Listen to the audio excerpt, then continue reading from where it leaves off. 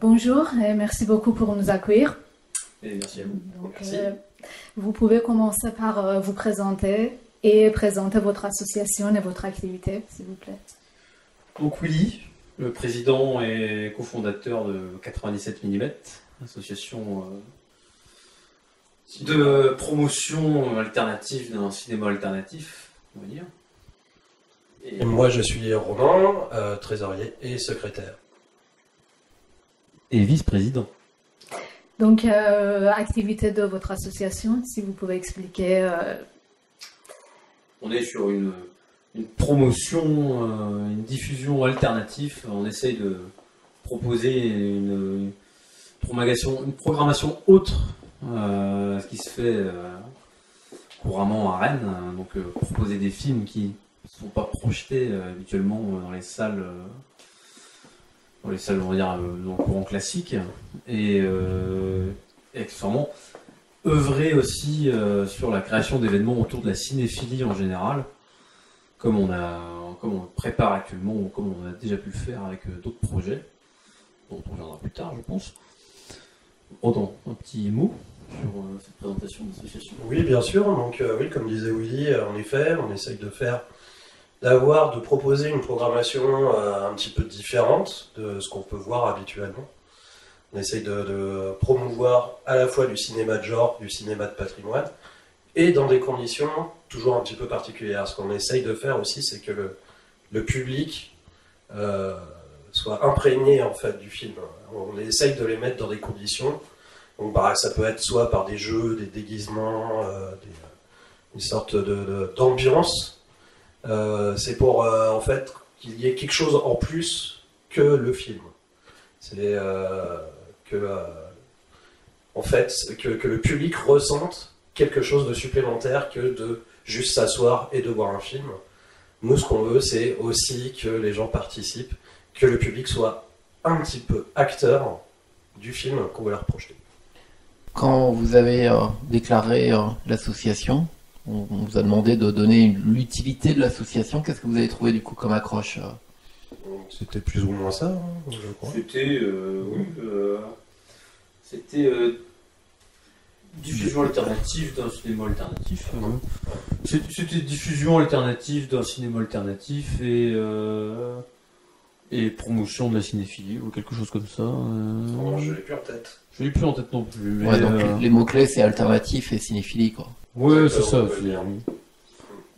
97 mm du coup, vous donnez quelles ambitions au sens large et quel mode de diffusion? Est-ce que vous pouvez déjà nous parler des modes de diffusion que vous avez déjà aujourd'hui?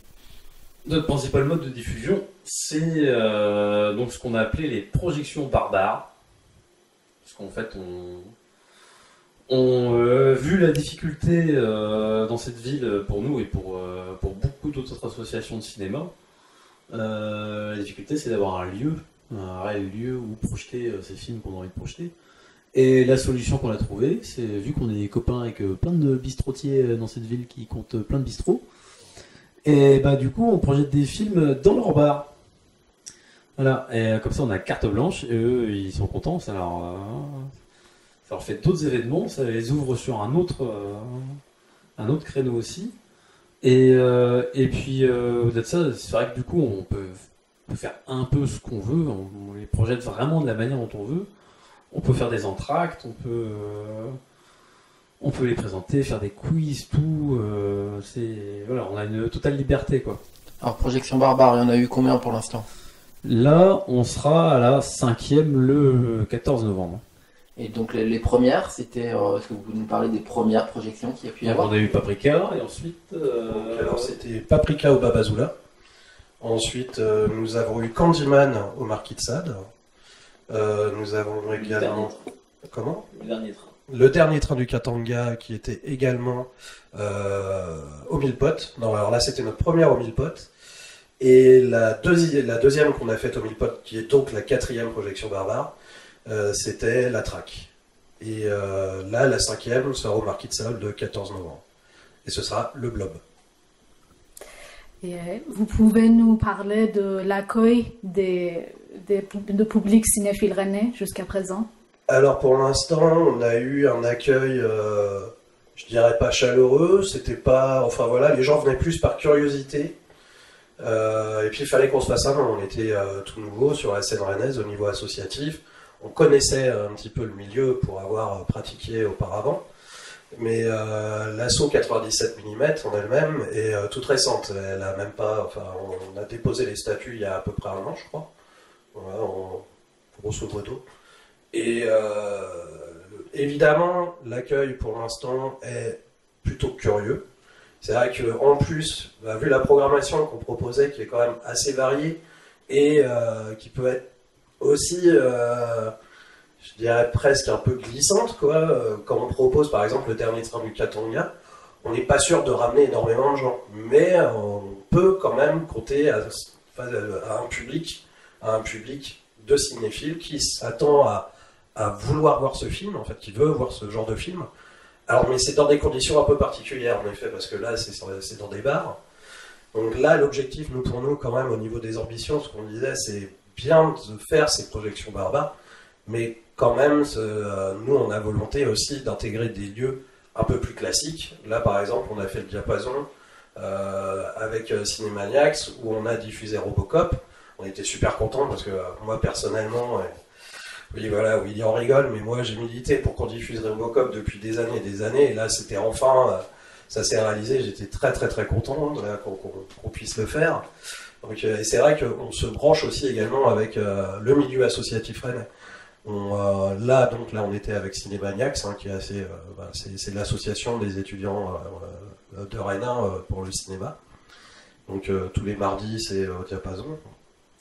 Et donc là on voit, enfin là il y a un vrai tissu culturel pour la cinéphilie à Rennes. Là par exemple, hein, je vais citer pêle-mêle Courmétrange, des gens de clair-obscur, enfin voilà, on va essayer de discuter, de proposer nos projets, de voir si on peut s'intégrer ou pas, enfin on ne veut pas être étanche, c'est ça quoi, faut absolument qu'on puisse s'ouvrir pour, voilà, mais toujours avec cette optique aussi de diffusion de cinéma de genre et de diffusion alternative, comme on disait tout à l'heure. Le côté alternatif, c'est aussi, alors moi j'ai entendu parler de la première où il y avait des soucis techniques. Est-ce que vous pouvez nous raconter cette petite histoire et qui a plutôt sa happy end? Je te laisse. C'est les aléas des projections dans les débits de boissons. C'est les aléas des premières aussi. C'est comme les directs à la télévision, tout ça. Donc, la première projection, Bazoula, c'est vrai que l'équipement de l'établissement n'était pas celui auquel on avait l'habitude d'avoir affaire. Enfin, qu'on avait pu avoir affaire dans le passé, dans nos expériences d'autrefois. Et du coup, on s'est retrouvé avec quelques soucis de son et ce genre de choses. Et ce qui, du coup, a donné lieu, en fait, à un entracte pour régler le problème. Et du coup, l'entracte, en fait, suite à ça, on a trouvé ça super rigolo, et plein de gens ont trouvé ça rigolo, et du coup, on a décidé de garder cette idée d'entracte à chacune de nos projections barbares, comme dans le temps, en fait, pour tous les grands films, tous les longs films, ou même moins longs, où il y avait des entractes au cinéma, du coup, nous, on a décidé de recréer la même chose. Et justement, pareil, les bistrotiers jouent le jeu aussi. On a pu le voir notamment avec le dernier train du Katanga où les patrons de bar savaient qu'on allait faire un entracte, ils avaient prévu le truc et pour l'entracte ils avaient préparé un plateau rempli de glace et de trucs et de machins à vendre comme les ouvreuses le faisaient à l'époque quoi. On va parler de la convention cinéphile. C'est le projet qui vous anime actuellement. Donc la convention cinéphile, oui, qui aura lieu, rappelons déjà la date, le 24 novembre, le dimanche 24 novembre, à Rennes, qui aura lieu justement au Mille Potes, avec qui on bosse quand même beaucoup, et parce qu'on aime bien cet endroit et qu'ils sont chaleureux et qu'on est toujours très bien accueillis. Donc cette convention qui est une première à notre connaissance à Rennes, ça serait une mini-convention, on essaye petit parce que justement, vu que ça n'a jamais eu lieu, Bah, on est on est un peu dans le vague, quoi. On sait pas encore trop comment que ça va se passer, tout ça. Alors ça veut dire quoi, convention? C'est quoi? À quoi faut-il s'attendre? Convention, c'est le joli terme que par exemple les vinylistes utilisent pour leur énorme marché au vinyle qui font ici et là plusieurs fois par an maintenant à Rennes ou dans d'autres villes. Donc pourquoi le mot convention? C'est une bonne question, mais le terme est joli. C'est toujours plus joli que d'utiliser vide-grenier des DVD ou un truc comme ça. Alors quel public est visé? Ah bah tous les cinéphiles en général, hein. Et vraiment, mais tout le monde, enfin voilà, il n'y a pas là-dessus, c'est peu importe, hein, que ce soit des gens qui soient plus cinéma d'art et d'essai, cinéma d'auteur, cinéma de genre ou gros blockbuster hollywoodien, c'est voilà, ça va toucher à tout le monde, quoi. Donc les gens, ils viennent comme ils sont, et qu'est-ce qu'ils auront? Qu'est-ce qui s'y passera lors de cette convention? Donc, parce que c'est aussi pour ça le terme convention, c'est parce que on n'a pas pour but de faire juste un énorme marché du produit lié au cinéma, même si c'est principalement ce qu'il y aura. Mais l'intention n'est pas juste d'avoir un énorme marché au plus du DVD ou de l'affiche. C'est aussi que les gens viennent, qu'ils échangent entre eux autour de leur parcours de cinéphile, autour de leur passion, de leur goût, de ce qu'ils connaissent. Enfin, voilà, c'est vraiment qu'il y a un échange entre eux. Et qui peut très bien être un échange de biens également, hein. C'est pas réservé seulement à la vente, ça peut être aussi, voilà. Il risque d'y avoir énormément de collectionneurs, donc c'est aussi ouvert à l'échange de biens matériels.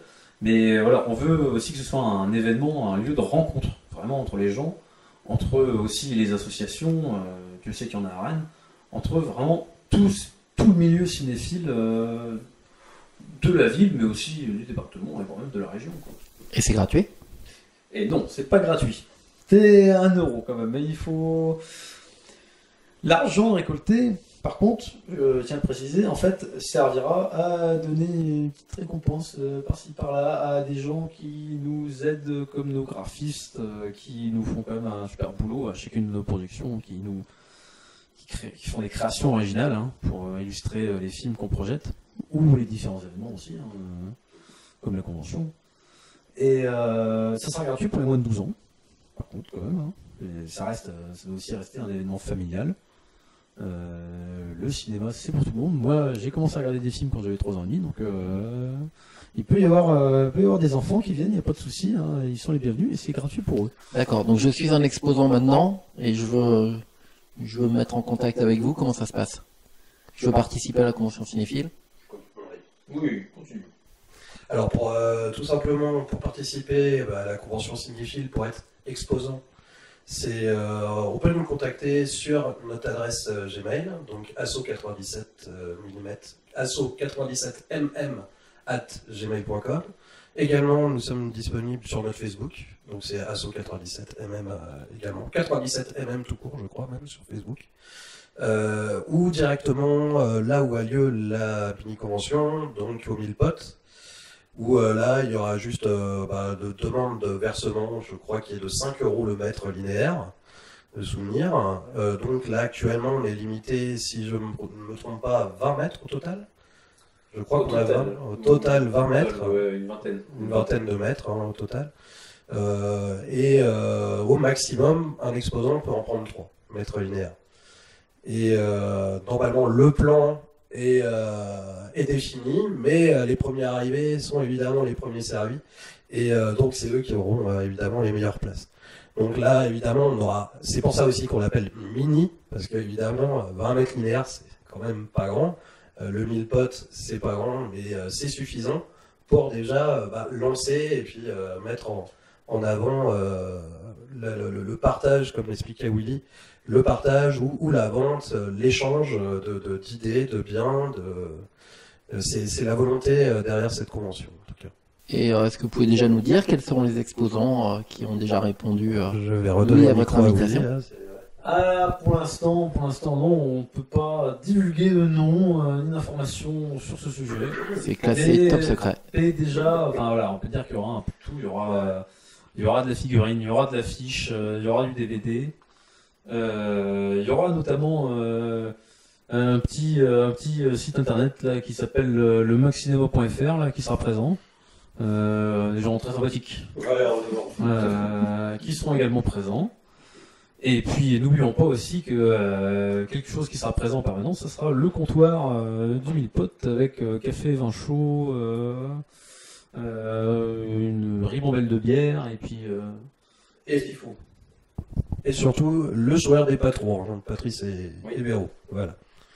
Donc en tout cas, et évidemment nous aurons un stand de l'assaut où il y aura des petits goodies, des vieux DVD, ce genre de choses. Voilà. Donc en tout cas, peut-être qu'on parlera par la suite de notre boîte à DVD. Ce serait pas mal. mais oui. Oui, si vous voulez parler de boîte DVD. Oui, alors là, ça fait partie des idées. Quand on a remonté l'assaut, quand on a monté l'assaut 97 mm, des idées qu'on avait eues, c'était de faire comme les bibliothèques libre-service, que les gens puissent prendre un livre, hein, c'est ça, les bibliothèques libre-service, et en déposer un. Et on s'est dit, pourquoi pas l'appliquer au DVD. Donc on a bricolé des boîtes à DVD en carton avec des petits collages. Là, on s'est fait des petits ateliers bricolage de dimanche après-midi pour faire des jolies boîtes, un peu tape à l'œil. Et là, il faudrait qu'on rajoute, enfin voilà, c'est pour ça que là, je voulais en reparler. C'est vrai que c'est pas toujours clair. Normalement, on avait dit, soit au bistrotier, de faire d'expliquer comment ça marchait, mais on va le répéter. Donc c'est, on se sert et on dépose un DVD. Et le mieux, c'est de même carrément mettre sa petite critique. C'est encore plus rigolo. C'est on met la petite critique dans le DVD, donc qui peut être soit une critique légère ou une critique sérieuse ou une critique qui n'a rien à voir, mais au moins ça permet en fait de donner une vie au DVD, ceux qu'on abandonne lâchement dans son appartement, dans un carton de déménagement. Évidemment, il faut les ressortir ces DVD, on peut les faire revivre. Il y a plein de DVD que je n'ai pas vus, que les gens n'ont pas vus, et ça nous permet de vraiment, en tout cas, on trouvait que cette idée-là était vraiment quelque chose. Ça faisait partie de l'ADN de l'assaut. De lancer l'assaut avec ce projet de boîte à DVD. Ça nous permettait en plus d'aller rencontrer les bistrotiers, de parler de notre projet de diffusion des projections barbares, tout à fait. Et ça fait partie des quelques projets, on va dire, parallèles à la diffusion. Et pour l'instant, vous avez installé combien de boîtes de DVD? Je crois que nous sommes à 3 boîtes à DVD. Ah, voilà, je vais Non, il y a 4 boîtes à DVD. 4 boîtes à DVD. On a donc tous nos bistrots avec qui on est en partenariat, qui sont tous des bars indépendants. Donc le Mille Potes, le Marquis de Sade, la Cour, rue Penouette, anciennement la Cour des Miracles. Et au Babazoula, c'est plus particulier parce qu'ils étaient déjà dotés en fait aussi d'étagères participatives dans lesquelles ils faisaient aussi, il y avait la même chose mais pour les livres et aussi pour les CD. Et donc on a rajouté notre touche avec des DVD. Et puis un petit rappel, oui, c'est l'intérêt aussi, oui, des critiques aussi, parce que à la base, c'est pas conçu pour être des poubelles à DVD. C'est vraiment, on est là pour partager un film qui normalement on a aimé et vraiment qu'on veut partager aux autres, quoi. Donc tout l'intérêt justement de une critique, c'est pour donner donner envie aux gens qui vont venir dans ces boîtes de dire ah mais ouais c'est vrai qu'elle est bien cette critique, ça a l'air cool ce truc, oh là là là là, voilà. Et vous avez déjà des petites critiques là-dedans?